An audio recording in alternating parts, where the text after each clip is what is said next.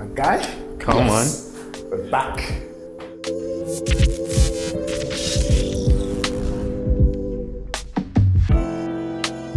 Talk to them, Mars. What we doing? Yeah, we got some hyperbolic shit. We're entering a time chamber. L-sits, progressions, handstand to L-sits. Yeah. So we're actually going to run through how to do the L-sit, how to go from the L-sit into the handstand, and we'll let you run through each step by step to make sure you guys know exactly what to do for when you want to try this out. So let's get right into the video. Let's get it. Push. All right, cool. So what we're going to run through now is I'm going to actually demonstrate what the L-sit looks like off parallettes. We're not showing you how to do L-sits off the floor today. We're doing them off the parallettes. So I'm going to demonstrate what an L-sit should look like, and then we'll show you some progressions. Let's get it, Riz. So as you go through, you want to engage your core. It's always important to keep them toes pointed, to keep a straight line, as you see. Now that's an L-sit. What we're going to do now is, Miles is going to demonstrate what progressions we think are quite good for you to get the L-sit like what we have just shown. So we do single leg raises. And the aim here is to make sure you're trying to keep your legs straight throughout the whole movement. Like Miles mentioned before as well, to try get that elegant look, just point your toes.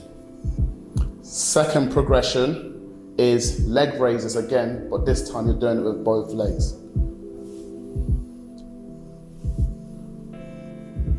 Now Miles, in comparison to the single leg and the double leg, what's harder?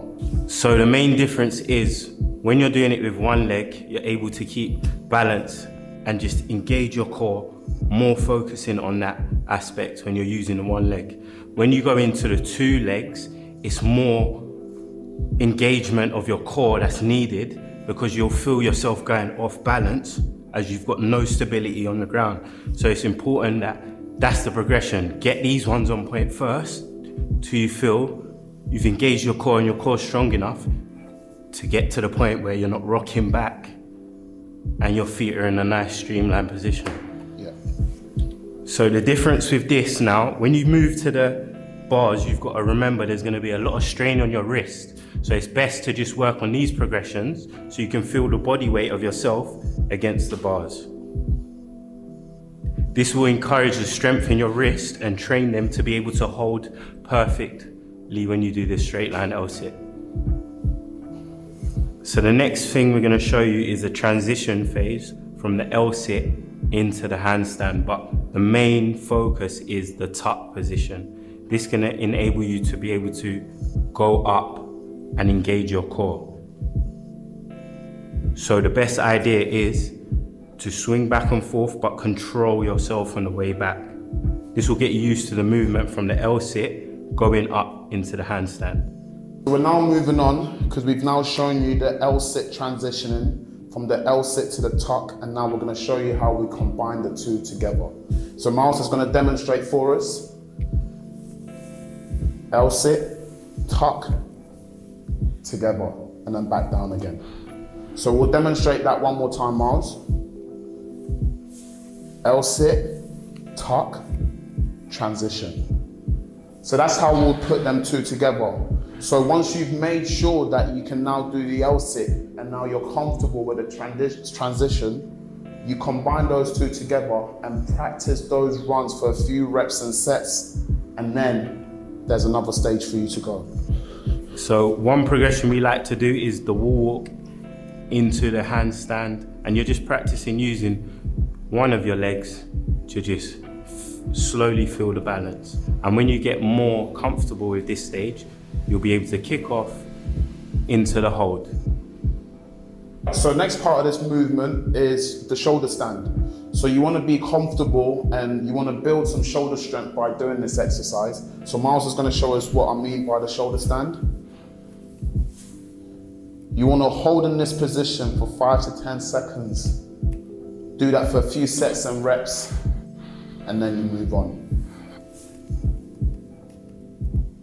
Very nice.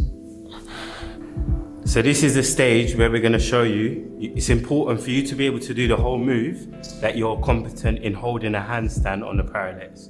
So before you even get to this stage, we'd have thought that you'd have been able to do a handstand on the wall, front Chester wall, for at least 10 to 20 seconds.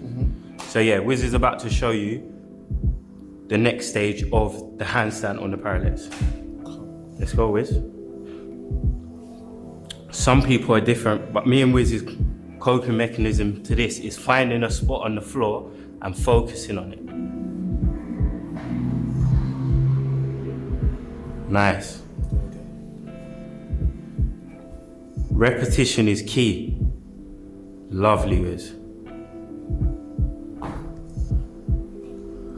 Every progression, you've noticed we focus on the strength in your wrists and the strength in your shoulders.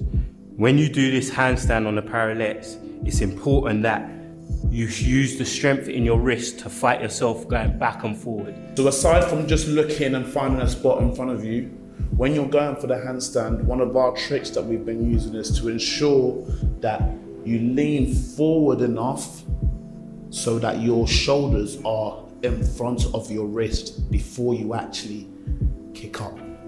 So we'll show you what that looks like again.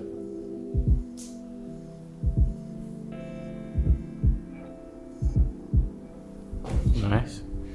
The next progression that you've got to realize is when you're coming from the handstand into the Lsit, you've got to make sure you've got enough strength in them shoulders to come down. So we focus on coming down to the tuck. Don't even worry about the Lsit yet. Get comfortable of coming down to the tuck. So Wiz is going to demonstrate for you. You want to lean forward so you can control and engage your core to slowly bring yourself down into the tuck.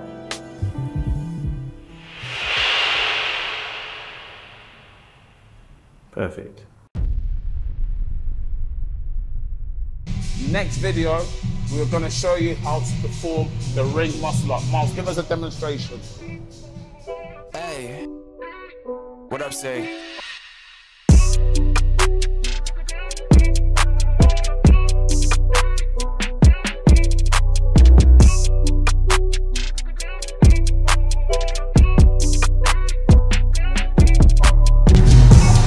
Make sure you like, share and subscribe.